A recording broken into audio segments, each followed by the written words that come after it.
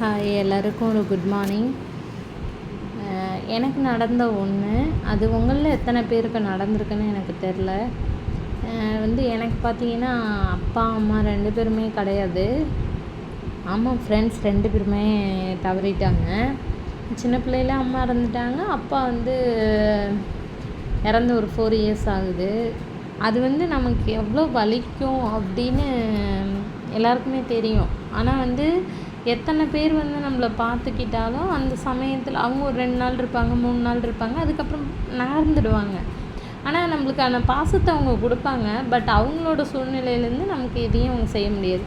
என் கூடவே இருந்த ஒரு நபர் என்னை கேட்ட ஒரு வார்த்தை எப்படின்னா, என்ன சொன்னாங்க அப்படின்னா, பார்த்துக்க யாராவது ஆள் இருக்கணும்ல, எதுவுமே ஆள் இல்லாமல் எந்த ஒரு விஷயத்தையும் எப்படி செய்ய முடியும் அப்படின்னு சொன்னாங்க.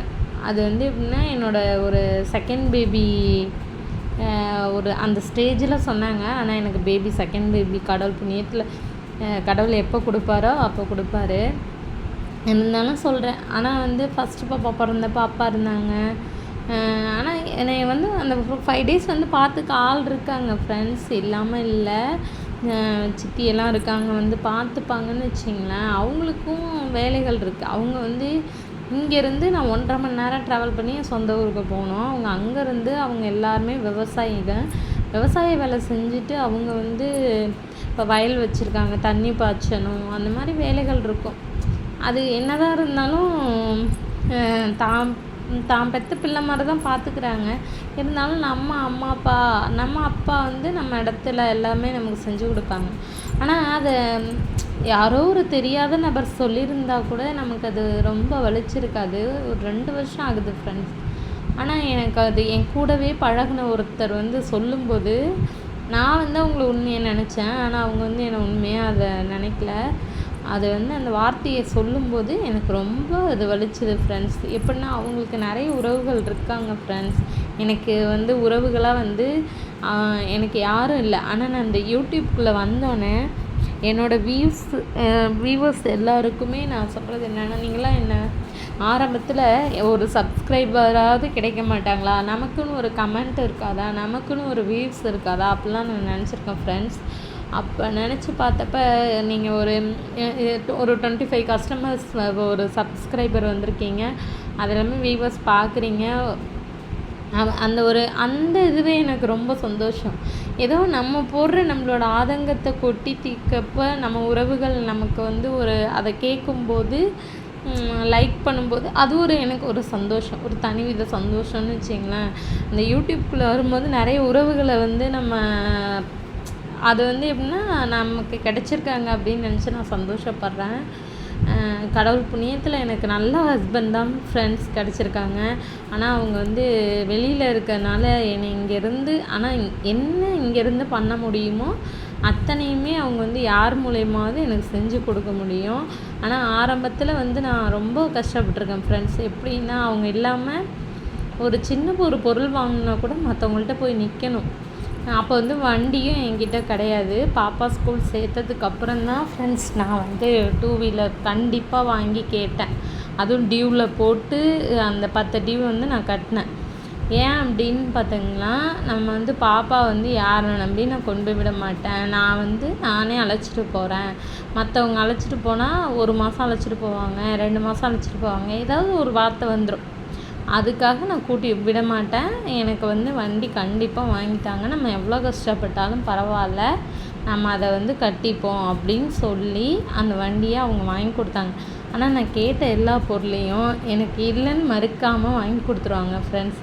என்ன ஒன்று, அவங்க பக்கத்தில் இல்லைங்கிற அந்த ஒரு வருத்தம். ஆனால் ஒன்று சொல்லவா ஃப்ரெண்ட்ஸ், இது என்னுடைய ஒரு கவிதையாகவே எடுத்துங்க அவங்களுக்காக. எப்படின்னா, அருகில் இருந்தால் நான் அணைச்சி மகிழ்ந்திருப்பேன், அடிக்கடி உன்னை அணைச்சி மகிழ்ந்திருப்பேனான்னு தெரியல. நீ ஆனால் தொலைவில் இருக்கிறதுனால நான் தினம் என்னோடய நினைவு ஃபுல்லாகவே உன்னை சுற்றி தான் வருது. இதுதான் ஃப்ரெண்ட்ஸ் உண்மை.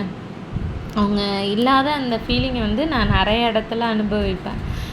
ஒருத்தவங்க ஹர்ட் பண்ணும்போதோ இல்லை ஏதாவது ஒரு வார்த்தைகளை சொல்லும்போதோ நான் அவங்கள்ட்ட பாதியை மறைச்சிடுவேன். ஏன் அப்படின்னா அந்த ஹர்ட்டான வேர்ட்ஸ் வந்து என்னை காயப்படுத்துறதோட போகட்டும், அவங்கள எதுவும் பண்ணிடக்கூடாது அப்படின்னு நான் நினைப்பேன். ஆனால் அவங்க வந்து எனக்கும் பாப்பாவுக்கும் ஒன்றுன்னா ஒன்றுமே சொல்ல முடியாது அவங்களால. ரொம்ப கஷ்டப்படுவாங்க. அதனால வந்து நாங்கள் வந்து நிறைய விஷயங்களை அப்படியே நானும் பாப்பாவுக்கு உடம்பு சரியில்லைன்னு நாங்கள் 2 பேருமே சுத்தமாக பாப்பாவுக்கு இப்போ கூட அலர்ஜி தான். ஒரு 3 மந்த்துக்கு டேப்லெட் எடுக்க சொல்லியிருக்கார் டாக்டரு. ஆனால் என்ன ஒன்றுன்னா நம்மளுக்கு யாரும் இல்லைன்னு அவங்க வந்து சொல்லும்போது அது ஒரு தனி விதமான வலி ஃப்ரெண்ட்ஸ். அந்த மாதிரிலாம் யாரையும் சொல்லிடாதீங்க ஃப்ரெண்ட்ஸ். ஏன்னா உறவுகளை வந்து அக்கம் பக்கத்தில் இருக்காங்கல்ல, நான் இப்போ இந்த ஃப்ளாட்டில் உள்ள எல்லாரையுமே என்ன நினைப்பேன் அப்படின்னா என்னோடய சகோதரியாக தான் நினச்சிருக்கேன் இது வரைக்கும். யாரையுமே போய் நான் பேர் சொல்லியெல்லாம் கூப்பிட மாட்டேன் ஃப்ரெண்ட்ஸ். அக்கா அண்ணனாக இருந்தால் அண்ணன் அப்படி தான் ஃப்ரெண்ட்ஸ் கூப்பிடுவேன். நான் அப்படி கூப்பிடும்போது என் உள் மனசுலேருந்து தான் ஃப்ரெண்ட்ஸ் கூப்பிட்றேன். ஏன்னா நமக்கு அந்த உறவுகள் இல்லை.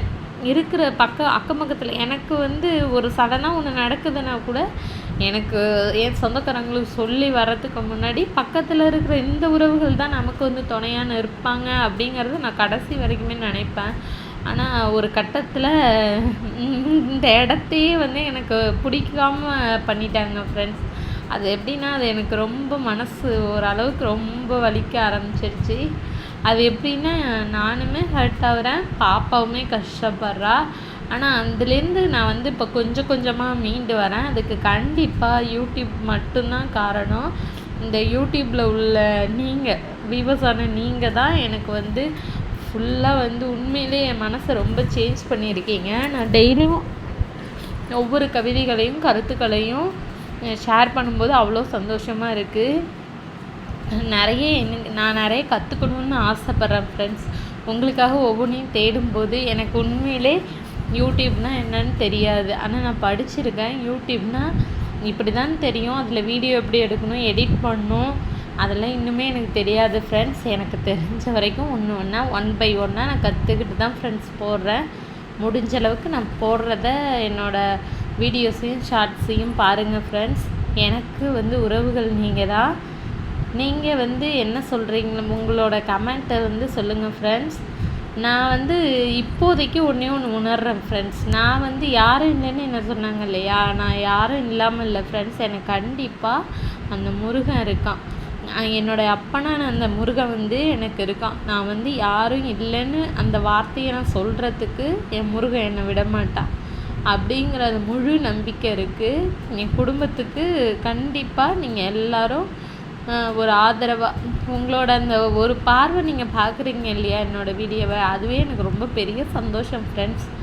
எல்லாருக்கும் ஒரு பிக் தேங்க்ஸ்.